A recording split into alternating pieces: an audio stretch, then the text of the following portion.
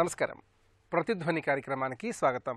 ఉద్యోగ సృష్టికర్తలు మీరే, మీ ఉద్యోగాలు మీ చేతుల్లోనే ఉన్నాయంటూ ఫేస్బుక్ సీఈఓ జుకర్బర్గ్ హార్వర్డ్ విశ్వవిద్యాలయంలో చేసిన ప్రసంగంలో యువతకు మార్గనిర్దేశం చేశారు. ఆటోమేషన్ వల్ల ఉద్యోగాలు పోనున్న తరుణంలో కొత్త ఉద్యోగాల సృష్టికి సిద్ధం కావాలని పిలుపునిచ్చారు. ఫేస్బుక్ సహా అనేక సంస్థలు అభివృద్ధి చేసిన సాంకేతిక పరిజ్ఞానం ప్రపంచాన్ని వేగంగా మార్చివేస్తోంది. అది అనేక సానుకూల అంశాలతో పాటు మరెన్నో ప్రతికూల సవాళ్లను కూడా విసురుతోంది. వాటిని అధిగమించడంతో పాటు జీవిత పరమార్థానికి నేటి యువత సరికొత్త నిర్వచనం ఇవ్వాలి అన్నారు. ఈ నేపథ్యంలో జుకర్బర్గ్ సందేశాన్ని యువతరం ఏ విధంగా అందిపుచ్చుకోవాలి, ఈ అంశానికి సంబంధించి ప్రతిధ్వని చర్చను చేపట్టింది.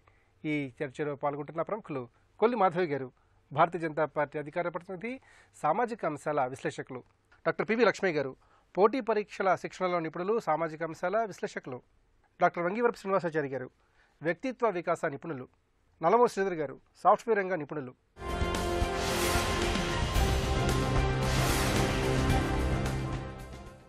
మాధవి గారు, Facebook CEO mark Zuckerberg Harvard విశ్వవిద్యాలయంలో స్ఫూర్తిదాయకమైన ప్రసంగం చేశారు. ఉద్యోగ కల్పన దృష్ట్యా యువతరానికి అందించినటువంటి జుకర్బర్గ్ సందేశాన్ని యువతరం ఏ విధంగా అందిపుచ్చుకోవాలి? ఇవాళ జుకర్బర్గ్ గారు చెప్పింది అక్షరాల సత్యం.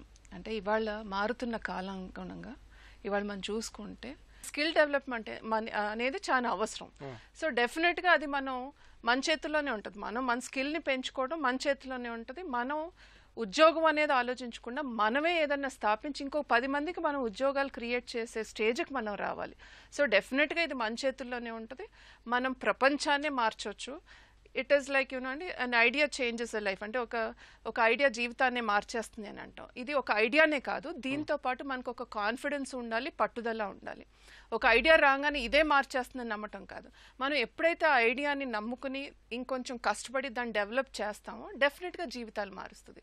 సో దీంట్లో మనం ఎప్పుడూ అప్డేట్ అవుతూ ఉండాలి. మారుతున్న కాలానికి అనుగుణంగా అప్డేట్ అవ్వాలి.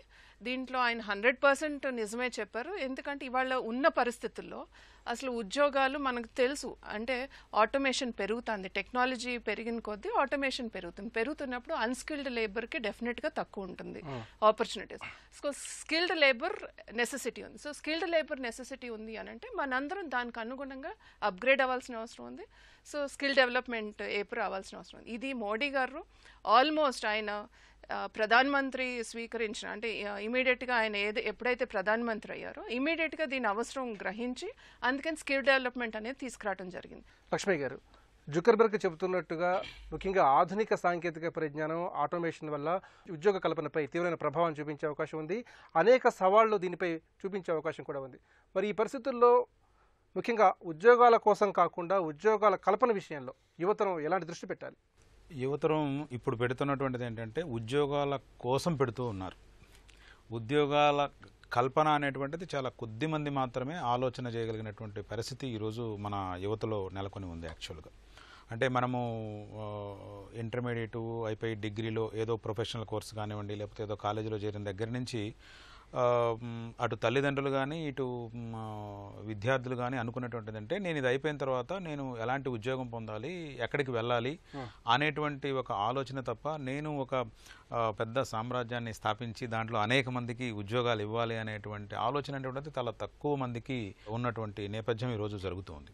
మీరు కనుక ఆలోచన చేసినట్టయితే ప్రభుత్వం మా వైపు నుంచి మేము చాలా మిమ్మల్ని గుర్తిస్తాము, మీకు ఆర్థికంగా సపోర్ట్ చేస్తాము, మీరు ట్యాక్స్ బర్డెన్ తగ్గించేస్తాము, సో మీరు చేసినటువంటి ప్రొడక్ట్స్కి మేము విస్తృతమైనటువంటి మార్కెట్ సౌకర్యాలు కల్పిస్తాము. సో ఈ రకంగా మనకి ప్రభుత్వాల యొక్క చేయూత అనేటువంటిది ఈ ఉద్యోగాలు కల్పించేటువంటి వాళ్ళు ఎవరైతే ఉన్నారో వాళ్ళకి స్పష్టంగా, అందుకని మనం అనేక రకాలైనటువంటి కార్యక్రమాలు చేస్తూ ఉన్నాయి. అయితే ఇప్పుడు దురదృష్టం ఏంటంటే ఈ ఉద్యోగార్థులు కావచ్చు, విద్యార్థులు కావచ్చు, వీళ్ళకి వీటి మీద సంపూర్ణమైనటువంటి అవగాహన లేకపోవటమే దీనికి ప్రధానమైనటువంటి కారణం. ఇప్పుడు మనం ఎక్కడికన్నా గ్రామీణ ప్రాంతంలోకి వెళ్ళి మీరు స్టార్టప్ పెట్టుకోవచ్చు కదా, మీరు ఇలాంటి మీకు టెక్నాలజీ ఉంది, మీకు మంచి మైండ్ ఉంది, మీకు మంచి ఆలోచన ఉంది అని అంటే సో ఆ కార్యక్రమం ఏంటి అనేటువంటి పరిస్థితి ఈరోజు నెలకొని ఉంది. కాబట్టి యువత ఆలోచన చేయాల్సింది ఏంటంటే ప్రభుత్వం చేస్తున్నటువంటి అనేక రకాలైనటువంటి కార్యక్రమాలు ఏమైతే ఉన్నాయో వాటి మీద సంపూర్ణమైనటువంటి అవగాహన కల్పించుకోవాల్సినటువంటి అవసరం ఉంది, తెలుసుకోవాల్సినటువంటి అవసరం ఉంది. శ్రీనివాసాచారి గారు, యువతరం జీవిత పరమార్థానికి కొత్త ఊపిరులు ఊదాలి, నిర్వచనంగా నిలిచే పనులు చేయాలి, ఆదర్శప్రాయంగా అందరికీ నిలవాలి, ముఖ్యంగా గొప్ప లక్ష్యాలు నిర్దేశించుకోవాలని చెప్పి జుకర్బర్గ్ స్పష్టంగా తన సందేశంలో పేర్కొన్నారు. మరి యువతరం ఈ సందేశ స్ఫూర్తిని ఏ విధంగా స్వీకరించాలి? మిస్టర్ జుకర్బర్గ్ ఇచ్చినటువంటి సందేశంలో విశిష్టత ఆపాదించబడడానికి ఒక ప్రత్యేకమైన కారణం ఉంది. వారు చదువుని మధ్యలో ఆపేసి స్వంతంగా తన క్రియేటివిటీకి ప్రాణం పోసి మళ్ళీ ఏ యూనివర్సిటీలో అయితే తను చదువు ఆపేశారో అదే యూనివర్సిటీలో డాక్టరేట్ పట్టా పొందటం వల్ల తను ఇచ్చినటువంటి సందేశానికి ప్రపంచవ్యాప్తంగా ఒక గొప్ప గుర్తింపు లభించింది. ఇక్కడ ఆధునిక సమాజం, ప్రాచీన సమాజం అని ఈ రెండింటిని తీసుకుంటే రెండు సమాజాల్లో సమస్యలు ఉన్నాయి, రెండు సమాజాల్లో సామాజిక వ్యవస్థ ఉంది. ఈ రెండింటిని బ్రిడ్జ్ చేసేందుకు, కనెక్ట్ చేసేందుకు విలువలు, నమ్మకాలు ఉన్నాయి. అయితే మిస్టర్ జుకర్బర్గ్ చెప్పిన దాంట్లో మన భారతీయ సమాజాన్ని తీసుకుంటే వారు కొత్తగా చెప్పిందంటూ ఏం లేదు. ఉన్న వాస్తవాన్ని మరోసారి ఉటంకించి మరోసారి దానికి బలం కల్పించారంతే. ఉదాహరణకి పరోపకారార్థం ఇదం శరీరం అని మన సంస్కృతి ఎప్పుడో చెప్పింది. మరి ఇతరులకు ఉపయోగపడాలి అంటే ముందు నీకు నీవు ఉపయోగపడాలి అనే అంతరార్థం దాంట్లో ఉంది. అయితే జుకర్బర్గ్ చెప్పిన దాంట్లో 4 ముఖ్యమైన విషయాలు మనం గుర్తించాల్సిన అవసరం ఉంది. ఒకటి, మీరే సృష్టికర్తలు అని వారి యువతకి ఇచ్చిన సందేశంలో ప్రతి వ్యక్తి ఒక విశిష్టమైనటువంటి శక్తి. ఆ వ్యక్తి తనను ఇతరులతో పోల్చుకొని తనకు తాను న్యూనతాభావాన్ని తెచ్చుకోవాల్సిన అవసరం లేదు. You are unique. రెండోది, మీ సామర్థ్యానికి ఎలా లేవు. ఒకరిని ఆదర్శంగా తీసుకోనో లేకపోతే ఎవరో మీకు సహాయం చేస్తారని ఇంకొకరి నుంచి ఆశించడం అవసరం లేకుండా నీ అంతటి నువ్వు నీ యొక్క సామర్థ్యాన్ని ప్రపంచానికి చాటి చెప్పవచ్చు అనే సందేశాన్ని ఇచ్చారు. మూడోది, ఒకప్పుడు టెక్నాలజీ లేదు, ఇప్పుడు టెక్నాలజీ ఉంది. ఆ టెక్నాలజీని ఉపయోగించుకుంటే నీ యొక్క కనెక్షన్స్ ప్రపంచవ్యాప్తంగా వేళ్ళూనుకుంటాయి. కాబట్టి have positive faith in technology అనే ఇంకో సందేశాన్ని ఇచ్చారు. అంతిమంగా జుకర్బర్గ్ ప్రసంగంలో యువతకు ఇచ్చినటువంటి స్ఫూర్తిలో ముఖ్యమైన లక్షణం ఏంటంటే, గత సమాజంలో వ్యక్తి సామాజిక వ్యవస్థలో తను ఒక భాగస్వామి లేదా ఒక భాగం అనుకునేవాడు. ఇప్పుడున్న ఆధునిక సమాజంలో వ్యక్తి తనకంటూ ఓ ప్రయోజనం ప్రపంచాన్ని నిర్మించుకొని దాంట్లోనే ఉండిపోతున్నాడు. మిగతా సమాజంతో కనెక్టివిటీ పోతోంది. అయితే 1943లో సైంటిఫిక్ బేసిస్తో చూసినా కానీ అబ్రహాం మాస్లో అనే ఒక ఎక్స్పర్ట్ మనిషి తన ప్రవర్తనను అవసరాలకు అనుగుణంగా వ్యక్తీకరిస్తాడు అని. బేసిక్ నీడ్స్ ఉంటాయి. ఫస్ట్ ఫిజియలాజికల్ నీడ్స్, దప్పిక లేకపోతే ఆహారం ఇట్లాంటివి. దాని తర్వాత సేఫ్టీ నీడ్స్, ఈ 2 బేసిక్ నీడ్స్. దాని తర్వాత సైకలాజికల్ నీడ్స్ మీద ఆధారపడతాడు మనిషి. అంటే అతనికి సోషల్ రిలేషన్స్ అవసరం, బిలాంగింగ్నెస్ అవసరం. తర్వాత తన యొక్క విశిష్టతను ప్రపంచం గుర్తించాలనే సెల్ఫ్ ఎస్టీమ్ నీడ్స్ ఉంటాయి. ముందుగా బేసిక్ నీడ్స్ అన్నాం, తర్వాత సైకలాజికల్ నీడ్స్ అన్నాం, తర్వాత సెల్ఫ్ ఫుల్ఫిల్మెంట్ నీడ్, దాన్ని సెల్ఫ్ యాక్చువలైజేషన్ అన్నాం. శాస్త్రీయంగా మ్యాథ్స్లో చెప్పినా లేకపోతే మన సాంప్రదాయం ప్రకారంగా పరోపకారార్థం ఇదం శరీరం అని చెప్పినా ప్రతి వ్యక్తి తనకంటూ ఒక ఉనికిని ఏర్పాటు చేసుకొని తనకే కాక తాను ఇతరులకు కూడా ఉపయోగపడే రీతిలో మెలగాలంటే వ్యక్తిగత దార్శనికతని ఒకటి స్థాపితం చేసుకోవాలి అనేటువంటి సందేశాన్ని జుకర్బర్గ్ ఇచ్చారు. ఆధునిక యువత దాన్ని ప్రేరణగా తీసుకొని కదలాల్సిన అవసరం ఉంది. శ్రీధర్ గారు, చదువు మధ్యలోనే ఆపేసిన జుకర్బర్గ్ ఫేస్బుక్ని సృష్టించి ప్రపంచాన్నంతా ఏకం చేశాడు, కోట్లాది ధనాన్ని సంపాదించాడు. మరి ఎలాంటి చదువుతో నిమిత్తం లేకుండా ఆలోచన సృష్టికి, సృజనాత్మకతతో ఉన్నటువంటి ప్రాధాన్యాన్ని యువతరం ఏ విధంగా అర్థం చేసుకోవాలి? తప్పకుండానండి. అంటే ఈరోజు ఇంజనీరింగ్ కాలేజ్లో చదువుకుంటే, ఐఐటీస్లో చదువుకుంటే ఒక గొప్ప భవిష్యత్తు ఉంటుందని చెప్పేసి ఒక స్టీరియోఫోనిక్ ఆలోచన విధానాన్ని ఈరోజు ఫస్ట్ పోగొట్టుకోవాలి. అంటే ఒక ప్రపంచం మొత్తం ఆటోమేషన్లోకి వెళ్ళిపోతుందని చెప్పేసి మనం ప్రస్తావించుకుంటున్నాం. ఆటోమేషన్లోకి వెళ్తున్నప్పుడు ఆటోమేషన్ చేయడానికైనా, దాన్ని సృష్టించడానికైనా కానీ కొంతమంది ఉంటారు. సో సృష్టి అనేది జరగాల్సింది రొటీన్ పనులు ఏవైతే కనుక స్టీరియోఫోనిక్గా చేసే పనులు మాత్రమే ఉండవు. సో నువ్వు స్టీరియోఫోనిక్గా నువ్వు బతుకుతావంటే కనుక, అంటే నువ్వు కొన్ని రకాల మెషిన్స్ని ఆపరేట్ చేయడం, కంప్యూటర్స్ని ఆపరేట్ చేయడం, లేకపోతే కనుక ఒక రొటీన్ ప్రాసెస్ని నేర్చుకొని దాని ద్వారానే జీవనోపాధి గడిస్తానంటే కనుక నీకు భవిష్యత్తు లేదు. కాబట్టి నువ్వు ఒక సృష్టికర్తలాగా నువ్వు ప్రపంచాన్ని, ఈరోజు ప్రపంచంలో ఎన్నో రకాల అవస్థలు మనం ఏదైతే కనుక అగ్గిని కనుక్కున్నప్పటి నుంచి ఈ రోజు వరకు ఎన్నో రకాల అన్వేషణలు చేసి ఉన్నాం. సో ఇంకాస్త అన్వేషణ అన్వేషణలు చేయాల్సినవి చాలా ఉన్నాయి. సో అన్వేషణలు చేస్తూ నువ్వు జీవితాన్ని గడించడానికి అవకాశం ఉంది అన్నదే చాలా స్పష్టంగా జుకర్బర్గ్ అని చెప్పడం జరిగింది. సో డెఫినెట్గా ఈ అవకాశాన్ని అంటే కనీసం అంటే ఎక్కడో మనకు అమెరికాలో ఉద్యోగాలు వస్తున్నాయో లేకపోతే ఇంకో చోట అని చెప్పేసి ఉద్యోగాల కోసం తాపత్రయపడటం కాకుండా నిజంగా మనం ఏం చేస్తున్నాం ఈరోజు. ఇంకొకటి ఏంటంటే మోడీ గవర్నమెంట్ వచ్చిన తర్వాత ఇండియాలో ఆపర్చునిటీస్ స్టార్టప్స్ పరంగా కావచ్చు, ఇక మనకి యుఎస్ విధానాల వల్ల కూడా ఈరోజు ఒక మంచి ఆపర్చునిటీస్ క్రియేట్ అయ్యే వాతావరణం ఉంది. సో మనం ఇక్కడ ఎంటర్ప్రెన్యూర్షిప్ని డెవలప్ చేసుకోగలిగితే కనుక ఇక్కడ మనం బతుకుతూనే మనం ఎన్నో రకాల ఇన్వెన్షన్స్ చేస్తూనే ఎంతో మందికి ఉపాధిని కల్పించే అవకాశం ఉంటుంది. కొత్త రకమైన అన్వేషణలకే మన భారతదేశం అనేది వేదిక అయ్యే అవకాశం అనేది ఉంటుంది. ప్రపంచంలో భారతదేశం అనేది నెంబర్ 1 స్థాయికి చేరటానికి ఇంతకన్నా గొప్ప అవకాశం అనేది లేదు. అలాగే ఎవరు చేసిన హెచ్చరికలనైనా కావచ్చు, ప్రపంచవ్యాప్తంగా మారుతున్న అన్ని సమీకరణాలు మనం గమనించుకొని వాటికి తగ్గట్లుగా మన యువత నడుచుకోగలిగితే కనుక ఖచ్చితంగా భారతదేశం అనేది ఒక నెంబర్ 1 పొజిషన్లో ఉంటుంది. గారు, యువతరం ఉద్యోగాలు అడిగేవారుగా కాకుండా ఉద్యోగాలు ఇచ్చేవారుగా ఉండాలని ప్రధాని నరేంద్ర మోదీ ఆకాంక్షిస్తున్నారు. దేశంలో మిలియన్ సమస్యలుంటే వాటి పరిష్కారానికి బిలియన్ మెదళ్లు కూడా సంసిద్ధంగా ఉన్నాయని కూడా ఆయన పేర్కొన్నారు. మరి యువతరం ఈ సమస్యల పరిష్కారానికి తమ మేధస్సుని ఏ విధంగా ఉపయోగించాలి? ఇప్పుడు ఏదైనా మన ఆలోచన బట్టి ఉంటుందండి. మనం గనక పాజిటివ్గా తీసుకుని ముందుకెళ్దాం అనుకుంటే పాజిటివ్గానే ఉంటుంది, లేదు నెగిటివ్గా తీసుకుని అయ్యో ఉద్యోగాలు పోతున్నాయి అనుకుంటే అలానే ఉంటుంది. So never be depressed. నువ్వు ఎలా అనుకుంటే అలా చేయగలవు అనేది ఒకటి మనం నమ్మాలి. ఇంకొకటి it is like love your job and not your company. Basically you should love your job. నువ్వు ఏం చేస్తున్నావు అది నువ్వు ప్రేమించు, నీ కంపెనీని కాదు. ఎందుకంటే you don't know when your company will stop loving you.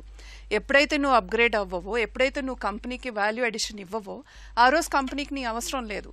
So never love your company, you love your job. నీ జాబ్లో నువ్వు ఏమేం చేయగలుగుతావు, ఇంకా ఏం చేయగలుగుతావు అనేది యూ స్టార్ట్ ఆన్ ఇట్. అప్పుడే the company will need you. So always be unique. నువ్వు ఏది చేసినా దాంట్లో యూనిక్గా ఉండాలని.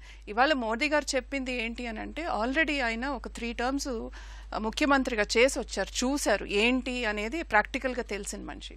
సో ఆయన ప్రధానమంత్రి అవ్వగానే ఫస్ట్ కాన్సన్ట్రేట్ చేసింది ఏంటి అని అంటే యువత పైనే కాన్సన్ట్రేట్ చేశారు. ఒక పక్కనేమో ఆడపిల్లల మీద కాన్సన్ట్రేట్ చేసి బేటీ బచావో బేటీ పడావో అని, తర్వాత ఇప్పుడు ఉద్యోగాల కల్పన అంటే ఏంటి, ఎక్కడో ఒక కంపెనీ పెట్టేసి ఆ కంపెనీలో కొంతమందికి ఉద్యోగాలు ఇవ్వటం కాదు. బేసిక్గా వాళ్ళ స్కిల్స్ని డెవలప్ చేయటం, ఆ స్కిల్స్ని డెవలప్ చేసి వాళ్ళనే స్వయంగా ఉద్యోగాలు వాళ్ళే క్రియేట్ చేసుకుని ఇంకో 10 మందికి ఉద్యోగాలు క్రియేట్ చేసేటట్టు. ఇవాళ ఫర్ ఎగ్జాంపుల్ మనం స్కిల్ డెవలప్మెంట్ సెంటర్స్ ఆయన అన్ని ఫీల్డ్స్లో, అగ్రికల్చర్ అని కాదు, ఇవాళ కొత్తగా సోలార్ దీంట్లో కూడా స్కిల్ డెవలప్మెంట్ పెడుతున్నారు. ఫార్మర్స్కి ఏంటి అన్ని చోట్ల, అంటే పిల్లలకి ఇప్పుడు ఐఐటీలో ఐటీఐ దీంట్లో కూడా కంపల్సరీ చేశారు. తర్వాత మనం స్టార్టప్ స్టాండప్ ఇవన్నీ కూడా ఏంటి అని అంటే వాళ్ళంతటా వాళ్ళు ఏదన్నా ఒక కంపెనీ చిన్న మిడిల్ స్మాల్ స్కేల్ ఇండస్ట్రీ కానివ్వండి లేకపోతే లార్జ్ స్కేల్ ఇండస్ట్రీ కానీ స్టార్టప్ పెట్టి ఒక 10 మందికి 100 మందికి ఉద్యోగాలు కల్పన చేయడానికి అనేది పెట్టారు. లక్ష్మీ గారు, ఉద్యోగ ఉపాధి కల్పన విషయంలో అలాగే ముఖ్యంగా సంపద సృష్టి విషయంలో ప్రభుత్వాలు అనేక పథకాలు అమలు చేస్తున్నాయి. స్టార్టప్ల పేరిట యువతరాన్ని ప్రోత్సహిస్తున్నాయి. మరి ఈ విషయంలో ప్రభుత్వ పథకాలు ఏ విధంగా ఉన్నాయి, ముఖ్యంగా యువతరం వాటి పట్ల ఎలాంటి అవగాహన కలిగి ఉండాలి? ప్రతి ఇంజనీరింగ్ కాలేజీకి DDU GKY సెంటర్స్ వెళ్ళిపోయాయి. సో అక్కడ ఉన్నటువంటి ఇంతకుముందు ఉన్నటువంటి మనకు ఉన్నటువంటి ప్రాబ్లం ఏంటి, ఇంజనీరింగ్ అయిపోయినటువంటి వ్యక్తికి దానికి సంబంధించినటువంటి దాంట్లో కూడా పరిజ్ఞానం లేకపోవటం. ఇప్పుడు అలా కాకుండా వాళ్ళు రకరకాలైనటువంటి కంపెనీస్తో గవర్నమెంట్ టైప్ అయిపోయి ఆ కాలేజీలో వాళ్ళ నాలెడ్జ్ సెంటర్స్ని ఏర్పాటు చేయటం, సెంటర్స్ ఆఫ్ ఎక్సలెన్స్ అనేటువంటి దాన్ని ఏర్పాటు చేయటం, అక్కడ ఉన్నటువంటి పిల్లలందరికీ దాని మీద స్కిల్ బేస్డ్ మీద. ఇప్పుడు ఎలక్ట్రికల్ ఇంజనీరింగ్ కంప్లీట్ అయిపోయిన తర్వాత ట్యూబ్లైట్ పరిస్థితి తెలియకపోతే సిచ్యువేషన్ చాలా ఘోరంగా ఉంటుంది. అట్లానే ప్రధానమంత్రి కౌశల్య యోజన అనేటువంటి దాన్ని కూడా ఇంకో దాన్ని పెట్టి 1 కోటి మందికి సో టెక్నాలజీ దీన్ని అందించాలన్నటువంటి ఉద్దేశంతో ఇండస్ట్రియల్ ట్రైనింగ్ని ప్రత్యేకంగా చేయటం అనేటువంటిది ప్రధానమంత్రి కౌశల్య యోజనలో కూడా చేయడం జరుగుతుంది. అట్లానే మనకి స్కిల్ డెవలప్మెంట్ మిషన్ అనేటువంటి దాన్ని ఏర్పాటు చేశారు. సో దాంట్లో ఈ భాగంగా ప్రతి ఇండస్ట్రీ ఇప్పుడు మనకు ఉన్నటువంటి ప్రధాన ప్రాబ్లం ఏంటంటే కాలేజీ స్టూడెంట్స్ని ప్రొడ్యూస్ చేస్తూ ఉన్నారు ఇన్ని వేల మంది. వాళ్ళందరూ అయిపోయిన తర్వాత ఏం చేయాలి, ఎక్కడికి వెళ్ళాలి, ఇది ఒక సమస్య ఉంది. రెండో పక్కన ఏముందనంటే మనకి ఈరోజు ఇండస్ట్రీలో ఇప్పుడు నా ఆఫీస్లో నాకు 75 మంది స్టాఫ్ ఉన్నారు. బట్ గబగబా టైప్ చేయగలిగినటువంటి వాళ్ళు, DTP చేయనటువంటి వాళ్ళు నాకు లేరు.